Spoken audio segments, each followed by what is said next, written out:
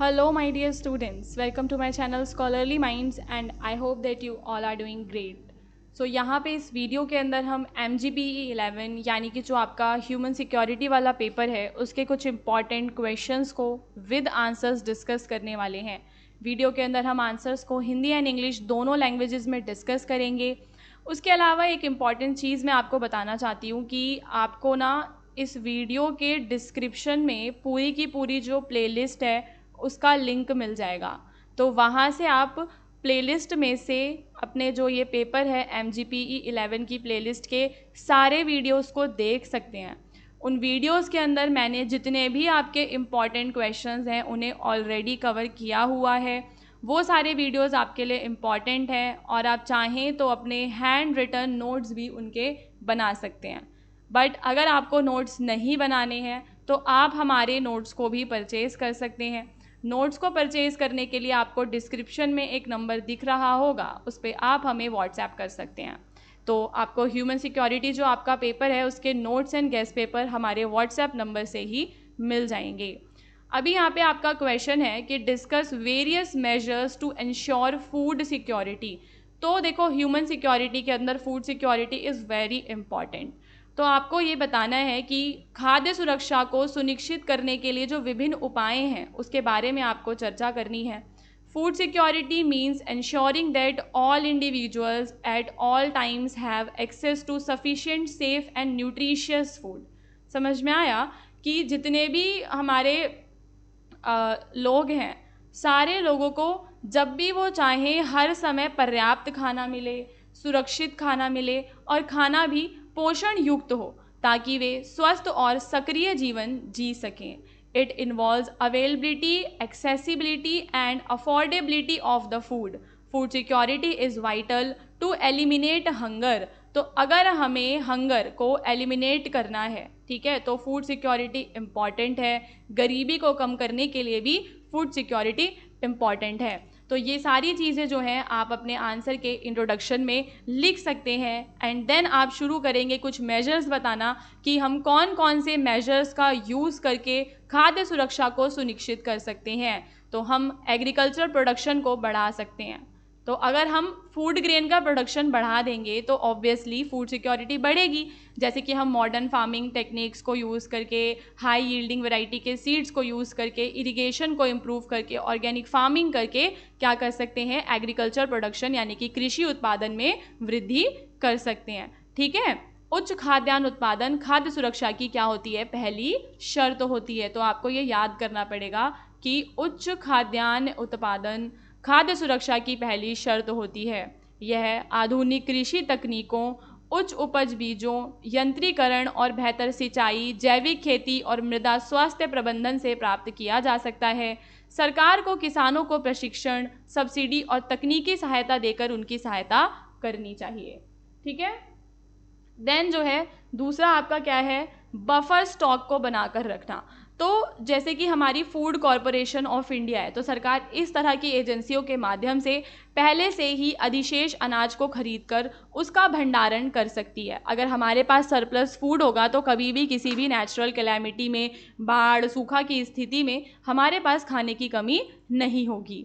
इसके बाद सरकार जो है PDS, जैसे कि आप सभी देखते हो कि सरकार राशन बांटती है, तो सार्वजनिक वितरण प्रणाली PDS जो है वो प्रोवाइड करता है essential food items like rice, wheat and sugar लोगों को सब्सिडी देकर।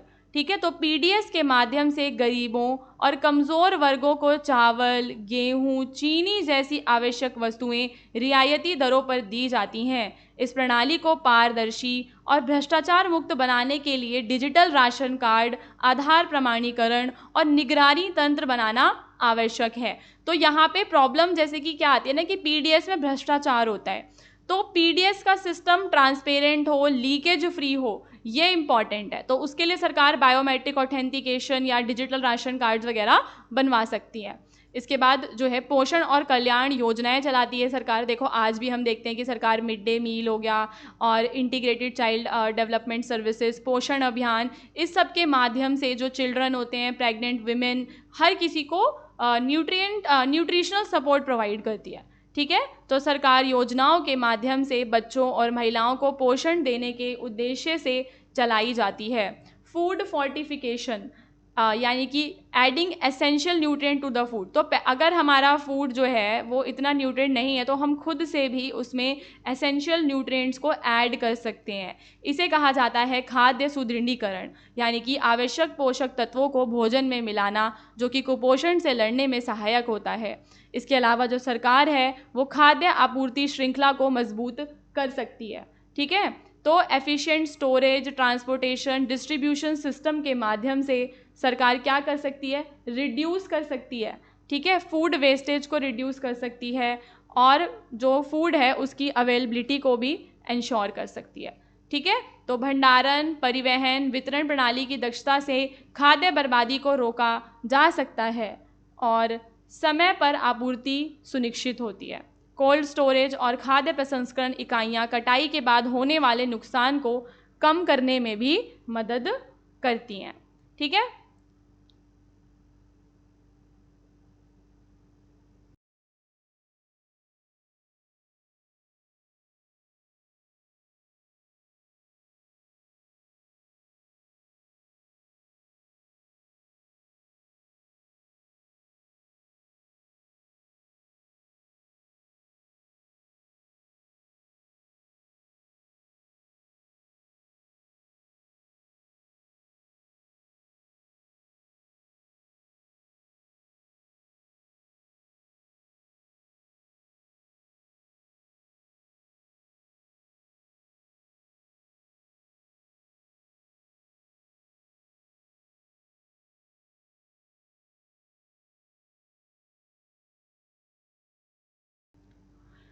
ओके।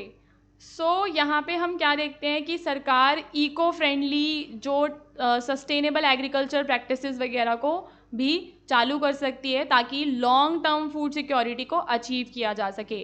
तो पर्यावरण के अनुकूल और जलवायु सहनशील कृषि विधियों को अपनाना दीर्घकालिक खाद्य सुरक्षा के लिए ज़रूरी है। फसल विविधीकरण, जैविक खेती और जल संरक्षण जैसी विधियाँ अनिवार्य हैं। एंड फाइनली हम यहाँ पे कंक्लूजन में समझ चुके हैं कि जो फूड सिक्योरिटी एक बहुआयामी चुनौती है, तो इसको अलग अलग तरीके से हमें एड्रेस करना होगा, जिसके लिए सरकार, किसानों और समाज के सभी वर्गों के समन्वित प्रयासों की आवश्यकता है। उत्पादन को बढ़ाया जाए, वितरण प्रणाली को सुधारा जाए और पोषण को सुनिश्चित करके हम सभी के लिए खाद्य सुरक्षा प्राप्त कर सकते हैं।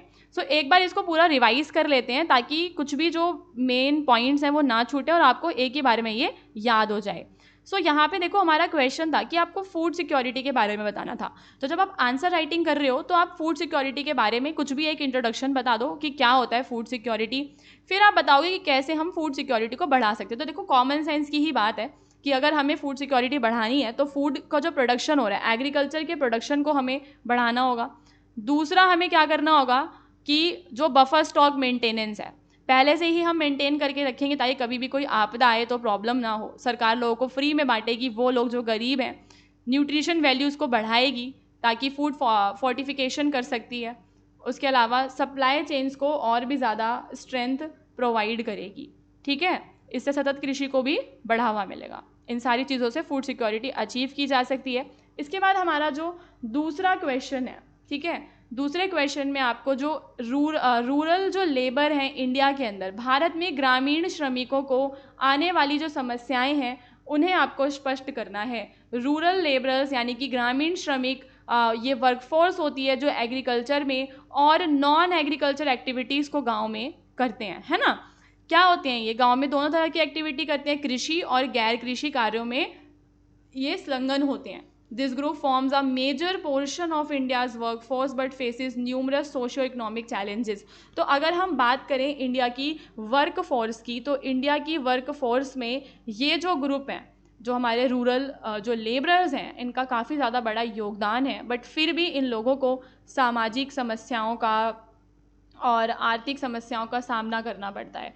अधिकांश जो हमारे ग्रामीण श्रमिक हैं वो भूमिहीन हैं या फिर सीमांत जो किसान परिवारों से होते हैं और मौसमी व कम वेतन वाले कार्यों पर क्या रहते हैं, ये निर्भर रहते हैं। अब हम यहाँ पे बात करेंगे कि ये लोग कौन कौन से प्रॉब्लम्स को फेस करते हैं। ठीक है, सबसे पहले ये लोग मौसमी और अनियमित रोज़गार की प्रॉब्लम, कि इन्हें साल भर काम नहीं मिलता। ठीक है। तो ये श्रमिक मुख्यतः कृषि कार्यों पर निर्भर होते हैं जो केवल बुआई और कटाई के मौसम में उपलब्ध होता है ना। भाई कृषि में काम कब होगा? During the sowing and harvesting season होगा। तो बाकी टाइम ये अनएम्प्लॉयड या अंडर एम्प्लॉयड रहते हैं। इन लोगों को जो वेजेस हैं वो कम मिलते हैं, इनका शोषण होता है लैक ऑफ अवेयरनेस की वजह से, तो एक्सप्लॉइट इन्हें किया जाता है।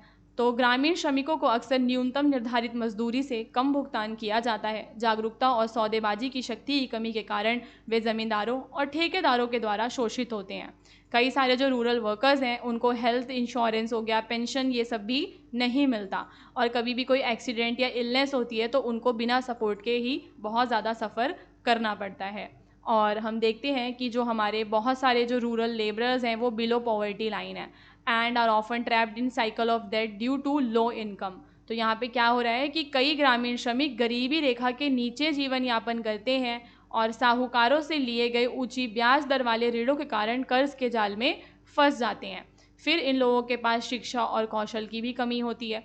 तो due to poor access of education most rural labourers are unskilled, है ना। This limits their employment opportunities and earning potential. तो आगे जो है आय और अवसर इन्हें नहीं मिल पाते। इन लोगों का शोषण भी होता है। तो जब ये शहरों में जाते हैं काम की तलाश में तो वहाँ पे इनको स्लम्स में रहना पड़ता है, वर्क एनवायरनमेंट अनसेफ होता है और ये लोग लो पेइंग जॉब्स में भी काम करते हैं, ठीक है। और वुमेन को जो फीमेल जो लेबरर्स होती है ना उनको तो डबल एक्सप्लॉयटेशन यहाँ पे सहना पड़ता है, lower wages than man for the same work, या उनके ऊपर एडिशनल जो बर्डन होता है हाउस वर्क का, रिस्पॉन्सिबिलिटीज़ होती हैं, तो इन सब का भी जो बोझ है वो उठाती हैं। So the rural labour force is vital to India's agricultural economy. तो यहाँ पे हम क्या देखते हैं कि ये जो हमारी रूरल लेबर फोर्स है वो इंडिया की एग्रीकल्चर इकॉनमी के लिए बहुत ही ज़्यादा वाइटल है, yet it remain neglected and vulnerable. But आज भी हम क्या देखते हैं कि इसको क्या किया जाता है, निगलेक्ट किया जाता है। तो ये सारे इश्यूज़ को सॉल्व करना काफ़ी ज़्यादा इम्पॉर्टेंट है, ठीक है। इनके जीवन में सुधार लाने और समावेशी विकास सुनिश्चित करने के लिए इनको रोज़गार की सुरक्षा मिले, उचित मजदूरी मिले और इन्हें क्या मिले, सामाजिक सुरक्षा भी मिले। तो ये सारी चीज़ें गाइस काफ़ी ज़्यादा इम्पॉर्टेंट है। एंड लास्टली मैं कहना चाहूँगी कि आप लोग प्लेलिस्ट की एक भी वीडियो को स्किप मत करना, सारे वीडियोज़ को देख लो चैनल पे MGPE 11 के, उसी में से आपका एग्ज़ाम आएगा, उससे बाहर से कहीं भी नहीं आएगा। और अगर आपको इसका गेस्ट पेपर परचेज़ करना हो तो उसके लिए डिस्क्रिप्शन में दिए हुए नंबर को सेव करके आप मेरी टीम को व्हाट्सएप पे भी मैसेज कर सकते हो।